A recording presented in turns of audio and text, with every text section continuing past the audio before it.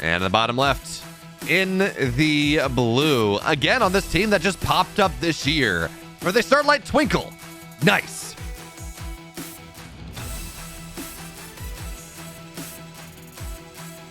And up here in the top right-hand side of the map, we have our red Terran player. He is going to be XY from Team Invictus Gaming.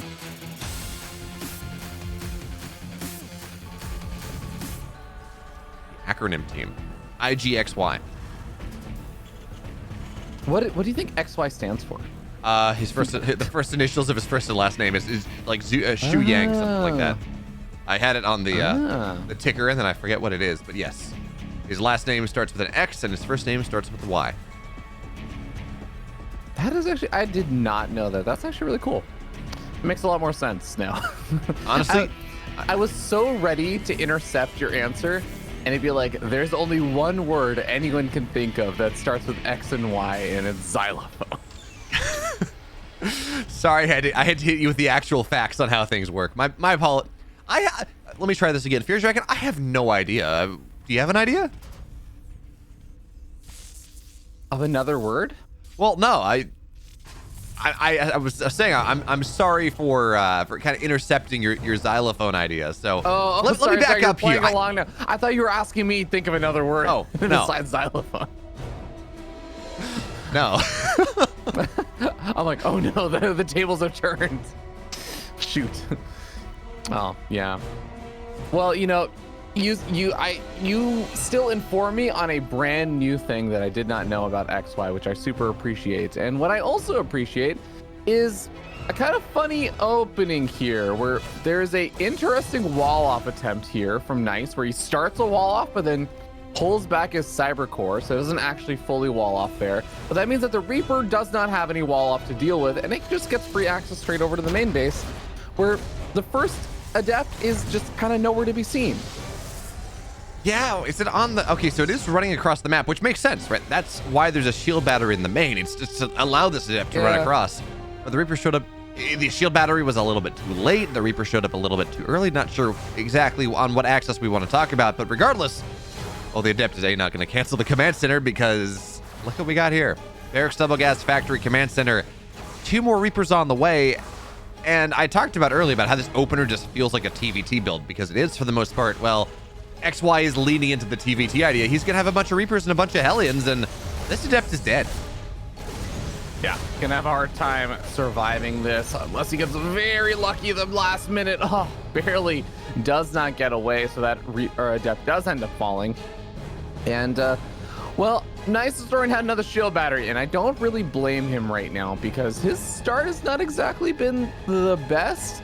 And this, I'm actually, you know what? I'm a little bit surprised he isn't just trying to go for a bit of a wall off over here with like an extra gateway. Even if it's something that he cancels, I actually feel like it would just make defending against a little Reaper Hellion aggression here so much less annoying to deal with. Please don't complain.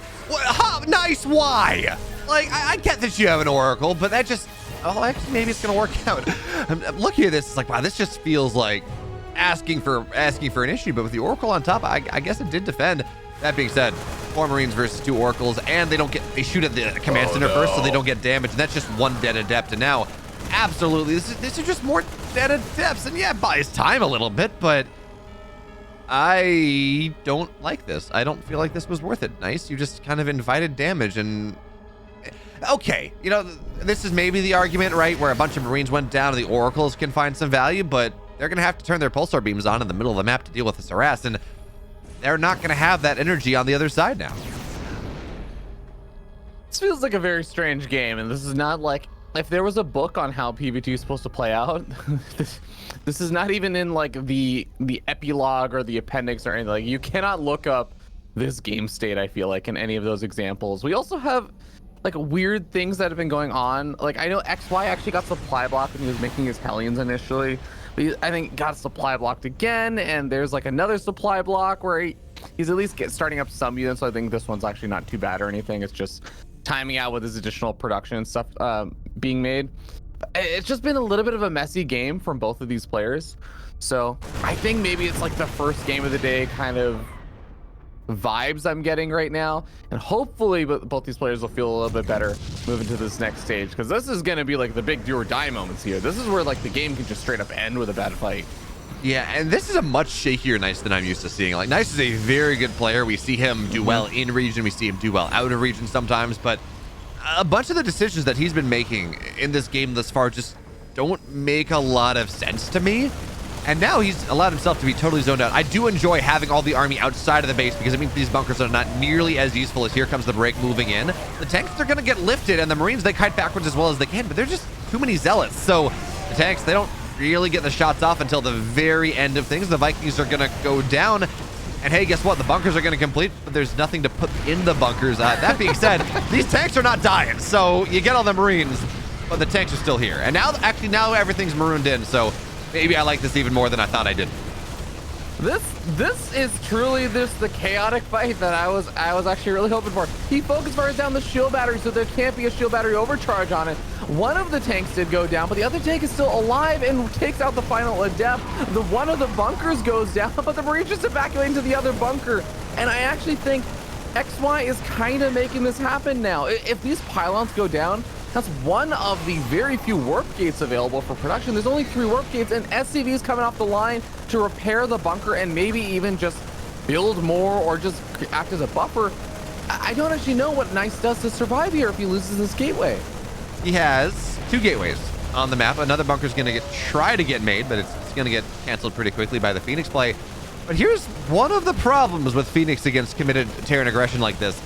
Phoenix only have so much energy. You know, they can't do a ton. Eventually they run out of lifts, and that's kind of what we're seeing happening right now is a couple Marines get deputized on over to the 3rd, and yeah, you know what? There are a lot of Phoenix. They're going to lift things. There are so many SCVs. The repair is just so important right now, although the tank is in range of Stalker, so that will eventually get targeted down, but you're right, Fear Dragon. At this point, the issue's not the tanks. It's the Marines. It's just this big bio ball. It does not have stim. A Stalker goes down to unstim Marines.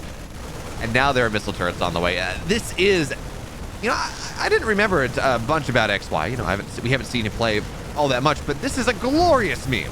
This is fantastic. Yeah, you know, I was saying that I thought Nice was going to be the one that got a little bit memey or something here in the pregame. It is, in fact, XY. He's walled himself out. He has to go into the bunker with his Marines to get to the other side because the tank is acting as a full wall. But consider, it's a wall that he can go through and a wall that the Piratas can never move through. I guess, actually, you know what? Here's the next level of play on the breakout. You lift the tank and then you can go through the wall. Then you drop the tank, the bio can't follow.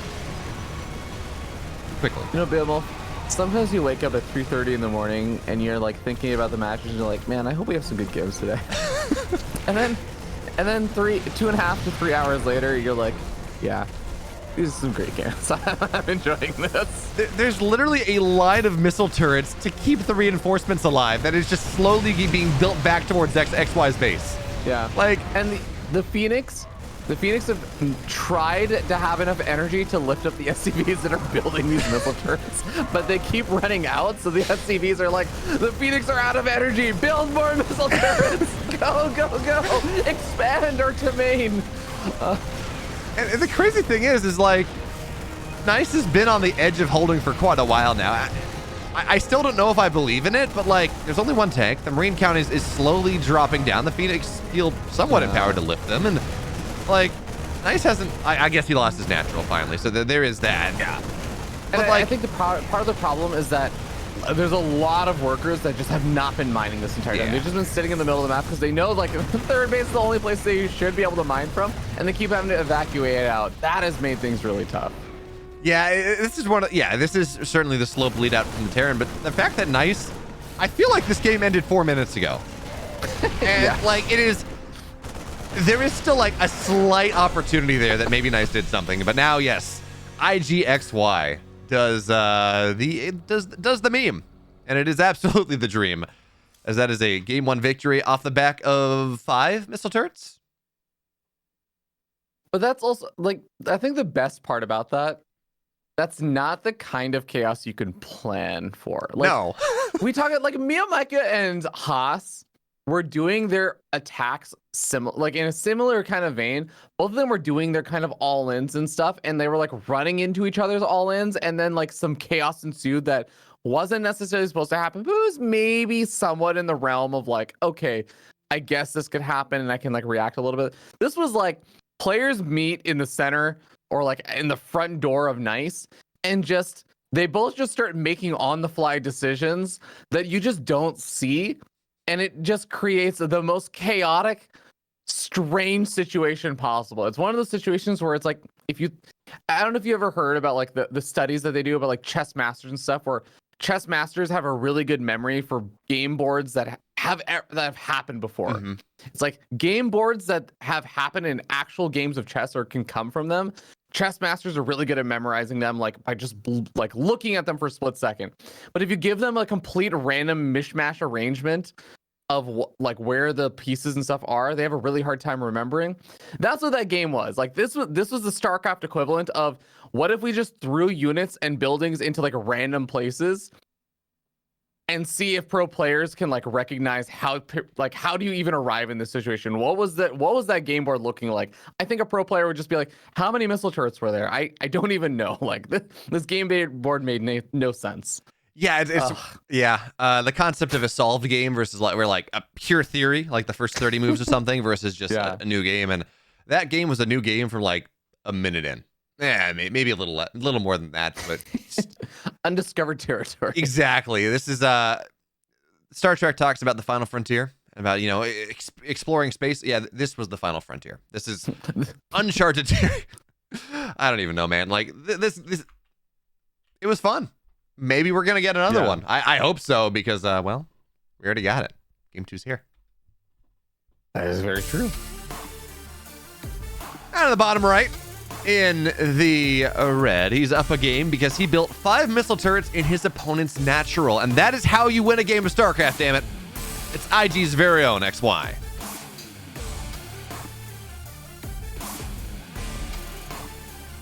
And up at the top left-hand side of the map from Starlight Twinkle, it is our blue Protoss player, Nice. I'm glad you said the score because my brain had to like think about it for a split second. I'm like, who won that last game? This is just a service I provide for you. I know what the score is most of the time, because you gotta hit the control 1 on the scoreboard to make sure you know what's happening. You're welcome. Yeah, I feel you, man. I just think about that last game. I think part of it was that it didn't even register to me as much who won the game, as much as it was just I was just enjoying the game. Like it's one of those really, really fun, rare moments where you're just enjoying a series, and it doesn't actually matter anymore to you as the viewer who wins or loses. You just want to see more. You just want to see more of that. Yeah, you know what? I mean, you're absolutely right. I kind of want to see XY do a little, like, go one level deeper in this game. Like, if you think Nice is going to open Stargate, proxy a missile turret about right here. Like, just go with the old Cat ZZ build, right? Where you go early pool so you can put a spore crawler in the main so you can snipe the first or the third overlord. And, like, go that level of meme. Because that clearly, more missile turrets win games. I didn't make the rules. There's a statistical backing for that with a sample size of 1 game from this series, but it's 100% of the games that have happened. Missile turrets have been offensively built, and XY has won. I'm with you. I mean, in fairness, though, there was that one game where I think Mario built like 100 missile turrets and then nuked his entire army and lost. So like 50%, 50% on mass missile turrets. Yeah, that's fair. That's fair. Let's go with that. Yeah, I do think it is funny to mention that we have to mention that I don't actually think that last game had either one of the players doing anything that was build order wise or like original plan wise was that out there. Neither one of the players were doing anything that was just so far off the beaten path of what is normal and everything. Nice went for like an Oracle into like a Phoenix opening and stuff. XY went for kind of like a normalish tank push. It's just the way that the players reacted with their units that made that game a little bit weird and chaotic, and all the follow-up things that happened were sort of stemming from those initial strange interactions. I don't actually expect things to get that chaotic again. I feel like it will be blessed if it does get that chaotic again, but I'm not expecting that. Even little things like this and stuff, it's like, hey, we don't really usually see a Zealot making its way across the map like this early on. But even this is like kind of still not that bad, or still not that strange. Yeah, and against this command center in the main base idea, there are some like I think Hero is a good example, where we have started to see this a little bit more, just because it's like, okay, getting a Zealot early on, it is expensive, right? It's 100 minerals, but it's not that bad, and it keeps you safe from things. You can always run it across the map and try to delay a natural, and unfortunately, right, this was command center on the high ground. You can't really delay that, but yeah, you kind of get away with it. Now, Blink on the way, additional gateways. You're right, this game is much more standard, and I just, you know, I'm silently crying right now because, well, as I say that, Cloak Banshees. So we do have the opportunities. Yeah. No, absolutely. I do think that this could, even though this has become a lot, I don't want to call it standard, because I don't feel like it's standard or anything in the meta right now, but it's become a lot more common to see this kind of thing. And this can absolutely ensure some kind of chaos that ends up happening. We'll have to wait and see how things pan out, though. Nice is already on his first observer, with a second observer popping on out, has Blink on the way, though. So I think it's not just Nice being well situated to deal with this. Like, Nice will have all the tools he needs to actually really shut down a Cloak Banshee play. Yeah, that he will. And honestly, even as importantly, as important as it is to have the observer to go and like make sure you have detection against the cloak, he also moves in and sees that cloak is researching. He sees what's happening on this tech lab, and that means he is aware. Not only that he has to have observers, but also that. Nice. Huh. You just scouted that there is a researching tech lab. You know that there are banshees on the way. I don't know that running across the map is the play. You know what? Okay, I don't mind it if he saves his warp-ins and just nice. warps in 3 stalkers immediately. Okay, this is very, I mean, yeah, it is nice.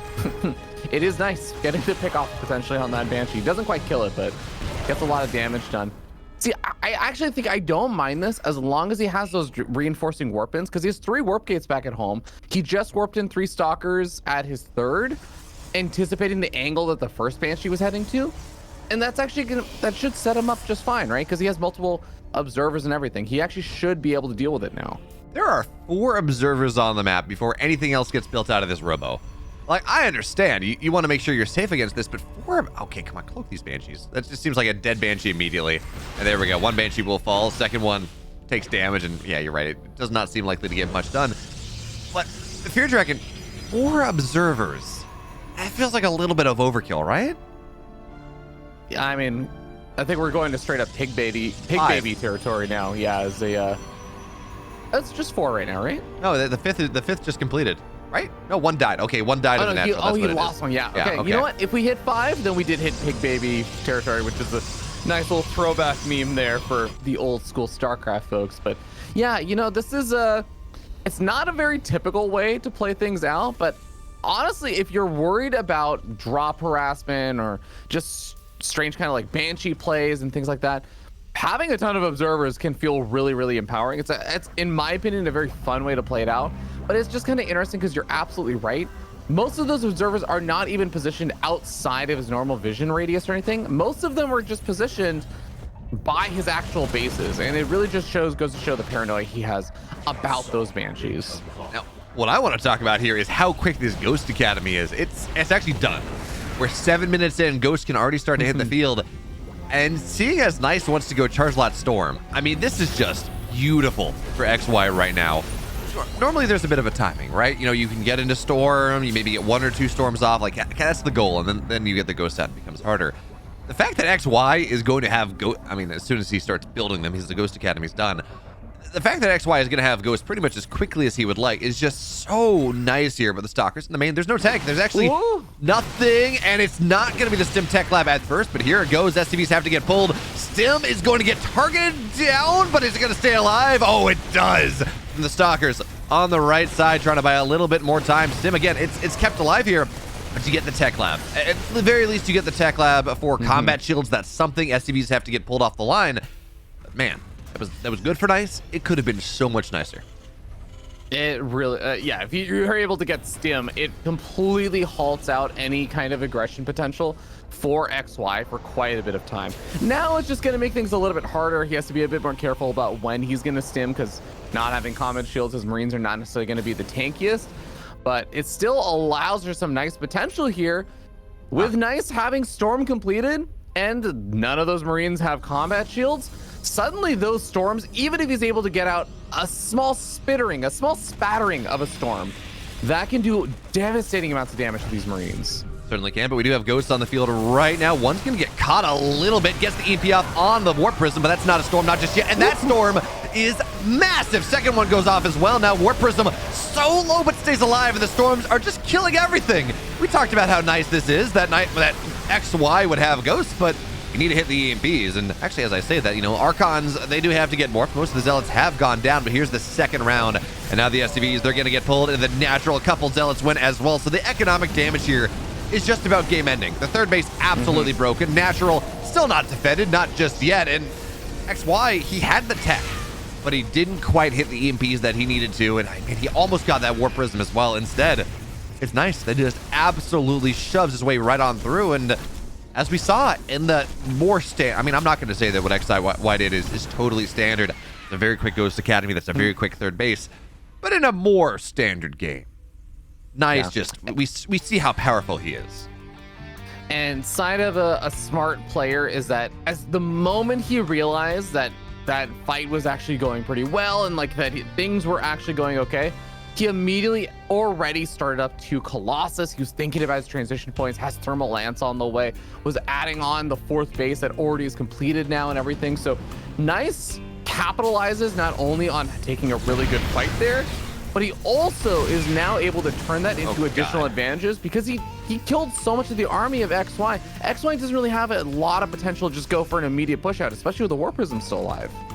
Yeah, man, those Archons, they just got 10 SCVs. Granted, most of it was friendly fire, but I mean, you absolutely, you have Archons. Like, you know you can tank that. So XY's economy was already really bad.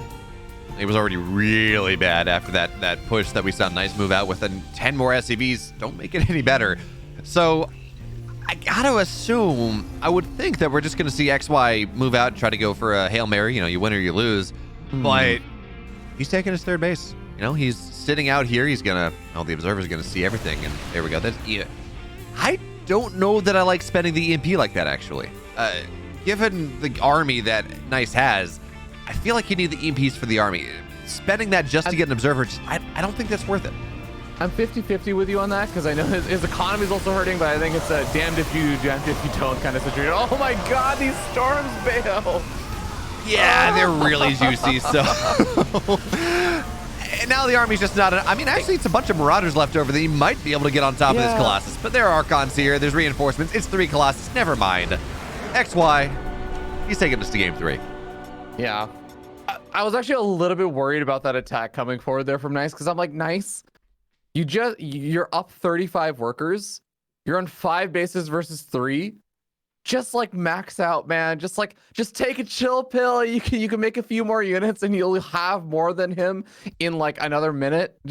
But you know, he had a much better read there than I do, and felt like he could take it. He did end up, in fact, winning that, especially thanks to those beautiful Storms. But man, made me a little bit tense there because I'm like, oh man, what happens if you don't get those Storms? Do you still win that fight? I genuinely do not think so. Like, that was, I mean, look at it. We had like, I think 7 Marauders left over as that fight happened, and it's like, if you got a couple Marines to deal with the Zealots and the Archons and just a little bit more damage there, if you get down to 7 Marauders and there's no army or there's nothing but the Colossus left, those Marauders will kill those Colossus. Like, Colossus do not kill Archon, or Colossus do not kill Marauders all that quickly. So you're right, that was very close to XY actually winning that fight. And then I don't even know that if he wins that fight, it swings the game around, but it's a step because it buys you so much time to build SCVs, to get a 4th base, to get better upgrades, whatever it is that you want. No, I think you're absolutely right. I think either way, Nice is still probably in a very good position from there. But it does mean that we tie up series 1-1, and that means that we get a game 3 here, Bale. Like, we already had a pretty fun Mio Micah versus Haas series. Now XY versus Nice has been quite enjoyable. This is a good start to the day, man. It really is. Oh yeah. Is this more 3-game series than we had yesterday? I think we had 3. We're on the second series, and it might be. I think we had 3 game series yesterday out of 11. So yeah, we're getting close. Like this is a good day already. And not only are they 3 game series, which isn't necessarily always a marker of quality, but we've had some really fun games. We've had some bonkers games, and it's always a good, it's always a good day when they make Fear Dragon wake up at like 2:30 in the morning, and then we have to start using your brain really quickly. The games become, in the words of chess, a new game very quickly, and then you got to figure things out. And Fear Dragon, I'm sorry for making you think this early. Like, I understand, but hopefully this has woken you up enough. Yeah, it's okay. I don't know if being fully cognizant and aware at like full levels of alert would allow me to digest the big brain plays that are happening, like at the true depth that they deserve to be processed at. I think that I think it's probably just a brain size thing for me. I think my brain is just not large enough to handle some of the big brain plays that have been happening. Well, after today, I guess you're going to be the StarCraft version of the Grinch. His heart grew 3 sizes that day. My brain grew 3 sizes that day. And if I was even better at production, I'd have like a filter that just kind of expands your brain after every series. But we're not going to do that. I don't have the ability to do that. It would be funny though. That would be incredible. Yeah. I'm like still just thinking about like how there's no way that Nice could have known that he was going to snipe combat shields or anything there. But just the fact that it worked out so perfectly, they sniped combat shields and happened to be going for like this fast storm style, which I think is a lot less common for a lot of players to go for in like PvT and everything. But he happened to be going for it then and is able to like really capitalize on the fact that there's no combat shields. Little things like that have just been blowing my mind today. I feel like we've been blessed so many times with little moments like that today. Yeah, and did Nice ever remake combat? I don't think he ever remade combat shields. That's a good question, actually. Yeah, so the initial push hit, and he definitely didn't have that. Like, it hit right as Storm completed. The second one, I'm not sure, but we'll ponder that more because Game 3, biggest map, one of the biggest maps in the pool, is ready. And in the bottom left, in the blue for Starlight's Twinkle, storms make everything better. It's nice.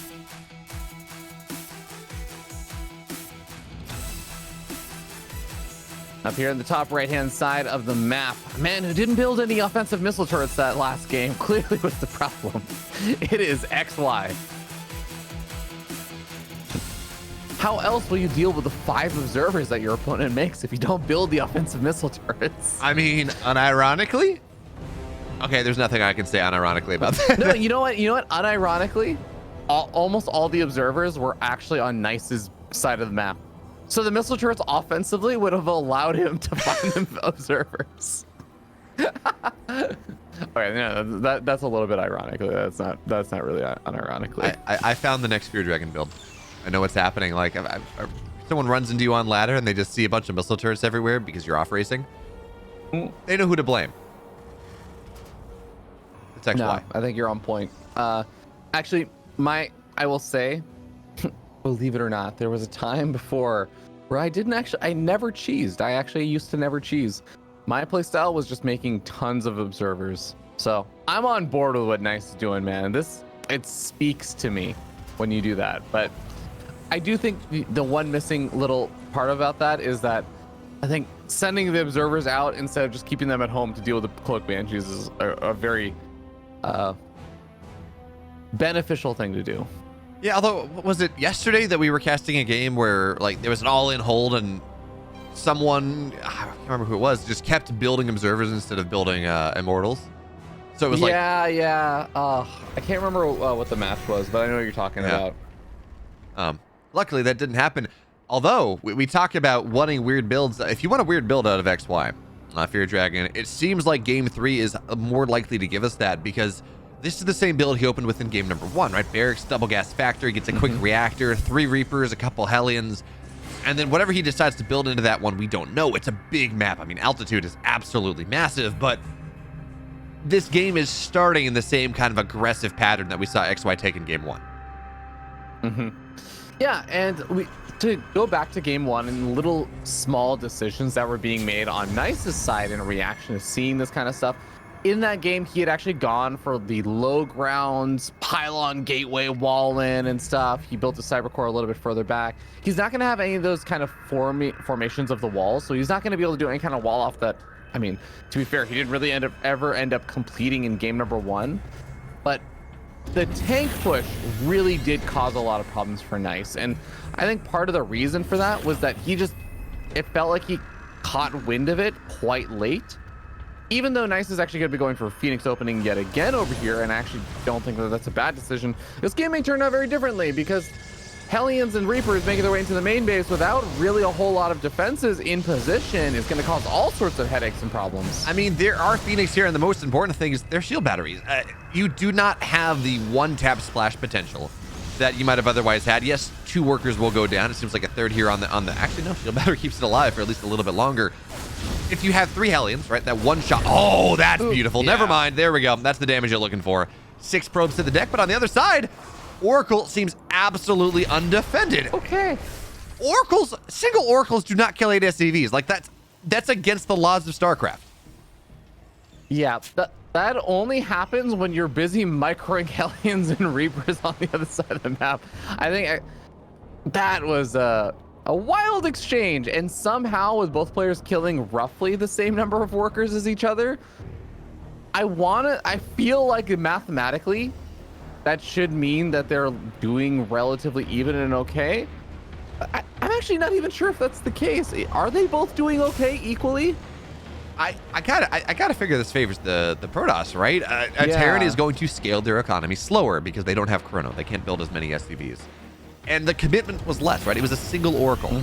So, Adepts get on top of this, and is this going to be enough anti-air for the Oracle to kill off the rest?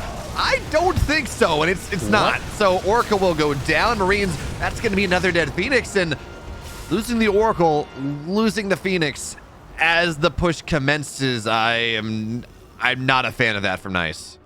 I am not sure what Nice was thinking there. Like, the only thing that makes sense is what basically you were describing of kill the Marines, but the Vikings were still in the air, and even those could just get like repaired up if only 1 or 2 Phoenix are there. I don't know what Nice was thinking there shading forward, like, unless he would just accidentally let that finish. I think he was trying to do, again, this kind of hero play, right? Where you shade on top with a couple of Adepts, they one-shot, you shade in with 3 Adepts, they one-shot Marines, you have Oracles on top, and it knocks down all the anti-air, then you have like unlimited harass. But in this game, when XY has tanks, he's pulling the boys. I mean, this is again an all-in coming from it. The exact same build, pretty much, that we saw in game number 1. That is, I think it's gonna hurt Nice a little bit. The shield battery goes down instantaneously, and there we go.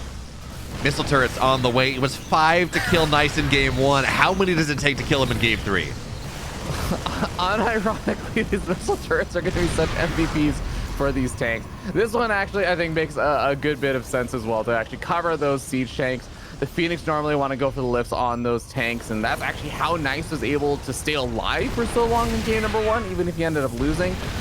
This is going to be tough, though. Losing the next shield battery. There's no more shield batteries in the natural anymore, and that's going to make things so much more difficult. Zealots have to bust through the bunker wall, and there's the lifts on these siege tanks, taking them out of the fight. But the missile turrets are starting to take out these Phoenix. The Zealots taking out a lot of the ground army. Is it actually enough, though? I think XY is overpowering him a bit. Yeah. No, never mind. Well, it does feel like deja vu all over again, but this time, instead of narrowly not breaking through, Nice narrowly breaks through. He kills the bunkers, he gets the SCVs, the missile turret, the MVP missile turret does go down, so if you lose your missile turrets, you lose the game. That's how that works. Again, I don't make the rules. So, Nice, this push doesn't work at all, and I think we can actually ascribe this to the fact that he lost 9 SCVs early on. Nice, again, he did lose his own workers, but there were less SCVs that you could pull into this and still maintain your economy at home. There's, not as much of a follow-up, and on top of that, Nice had charge. He didn't have charge last game. He committed more on the 2-base play, and there we go. Nice shows us that there is a different end to this story as he takes game 3 and moves on 2-0.